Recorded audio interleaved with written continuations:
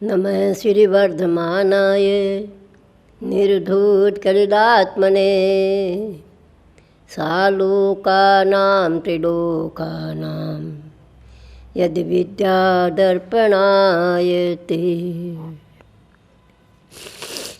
श्री चंद्र प्रभु भगवान की जय। श्री पार्श्वनाथ भगवान की, बुरे आचार्य चार्चकपति श्री शांति सागर जी महाराज की, आचार्य रत्न 108 अजित सागर जी महाराज की, गुरुवर आचार्य कल्प 108 सन्मति सागर जी महाराज की, बुरे जैन धर्म की जय। संसार में प्रत्येक प्राणी के पास इस आत्मा के साथ दो प्रकार की शक्ति भरी हुई है। आज वो शक्ति हमारी तटस्थ है, परंतु इन दो प्रकार की शक्तियों में एक स्वभाव शक्ति होती है और एक विभाव शक्ति होती है। जब तक इस जीव को मिथ्यात्व के साथ में रहा, सम्यक्त नहीं हुआ, तब तक कसायों के कारण से विभाव शक्ति में घूमता रहा। जिस दिन इसको सम्यक दर्शन की प्राप्ति होती है, जितने जितने कसाय मंद होती है, सम्यक दर्शन अनंताल बंदी कसाय के दूर होने से प्रकट होता है।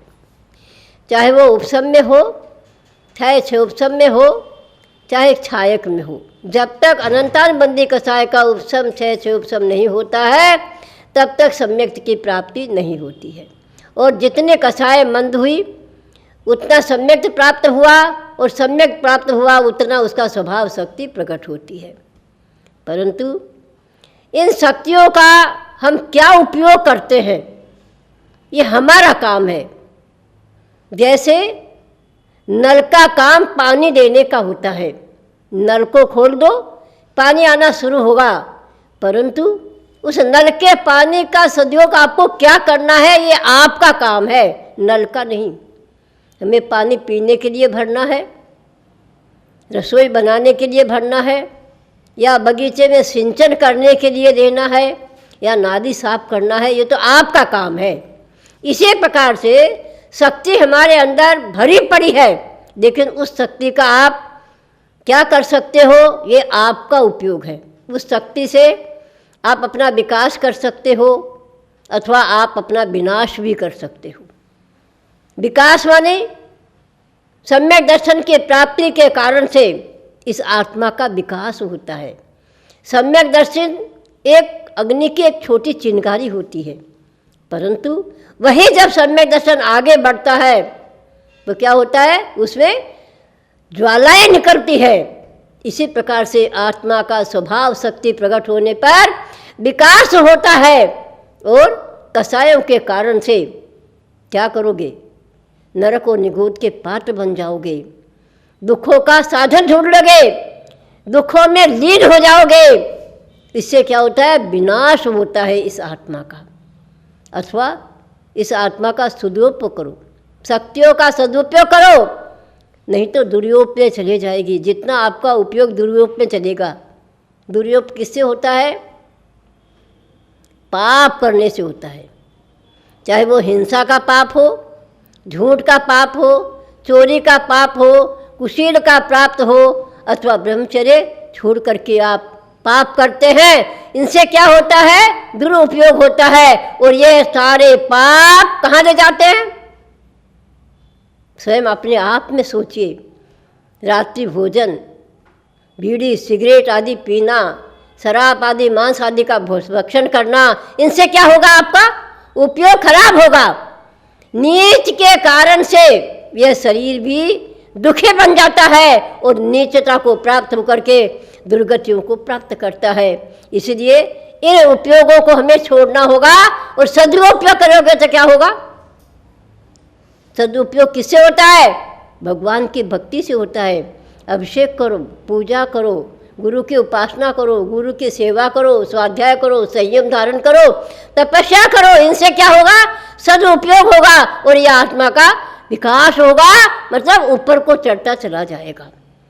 जैसे आप तराजू के अंदर जिधर भारा होगा उधर नीचा जाएगा और जिधर हल्का होता है उधर ऊपर उठ जाता है। इसी प्रकार से इस आत्मा को हम इन कसायों के द्वारा, कसायों के कारण से इसको भारीपन बढ़ा देते हो, इसलिए ये नरक और निगोद का पात्र बन जाता है। हम इंद्रियों के विषयों में ऐसे लीन होते हैं, इंद्रियों को हम ऐसे उछल कूद कराते हैं कि हमारे ये चाहिए, हमें ये चाहिए, हमें ये चाहिए। आप सोचिए, अगर इंद्रियों का सुख ही आपको सुख होता तो उस तीर्थंकर को त्यागने की क्या आवश्यकता थी। इंद्रियों के सुख तो उन्हें बहुत कुछ प्राप्त हुआ था। आप सोचिए, एक लड्डू आप खाते हो, एक दिन खाया, दूसरे दिन अगर नहीं मिला तो क्या होगा? दुख होगा। ये इंद्रिय सुख दुख का ही कारण है। एक दिन आपको जो भी चीज प्राप्त मिलता है, दूसरे दिन नहीं मिलता है तो दुख का कारण होता है, और रोज रोज मिलता है तो भी दुख का कारण है। अगर हम रोज लड्डू खाएं तो क्या होगा? दुखी हो जाओगे, उब जाओगे, विचार आएगा कि हे भगवान अब ये लड्डू नहीं खाना है मुझे। परंतु उसी की इच्छाएं अगर हमारी बढ़ती चली गई तो आप दुखी होते चले जाओगे। इसीलिए ये इंद्रिय भोग सुख के कारण नहीं, दुख के ही कारण होते हैं। इससे इंद्रिय भोगे हमें क्या होता है? विनाश को प्राप्त कराता है, हमारी आत्मा को नीच गति को ले जाता है। ऐसे उपयोग से हम विचार करते रहे कि हे भगवान, यह सदुपयोग कब आएगा हमारा, जो इस संसार से तिरने का हमें मार्ग मिलेगा।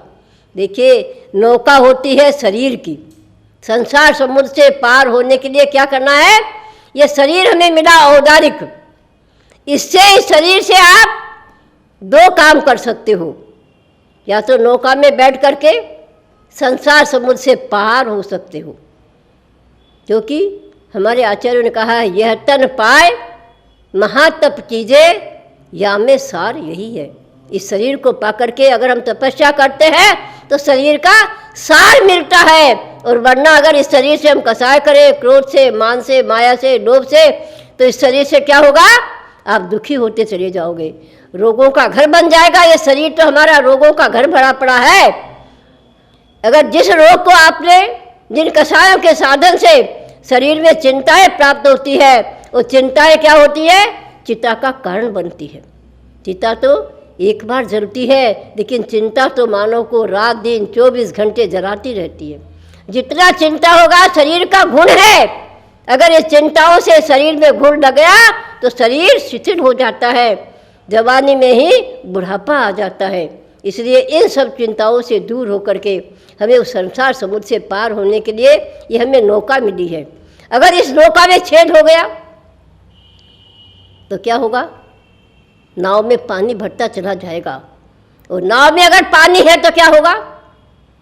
पानी में नाव रहे कोई तकलीफ नहीं है, लेकिन नाव में अगर पानी है तो वो आपको डुबो देती है।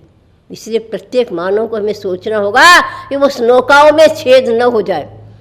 छेद कौन से होते हैं? मिथ्यात्व, अवृत्ति, प्रमाद, कसाय, योग। ये मिथ्यात्व के कारण से नौका में छेद होते हैं और पानी भरता चला जाता है, ताकि संसार समुद्र में मानव डूब जाता है।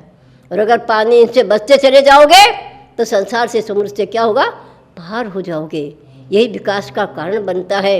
इसीलिए प्रत्येक मानव को अपने जीवन में सोचिए, जब तक खिचड़ी बर्तन में पकती है, बर्तन में सीझती है, तो क्या करती है? रोगी के रोग को दूर करती है। उस खिचड़ी को खाने से क्या होता है? मानव स्वच्छ होता है, रोग दूर होता है। अगर वही खिचड़ी आपके दिमाग में पकने लगे तो क्या होगा?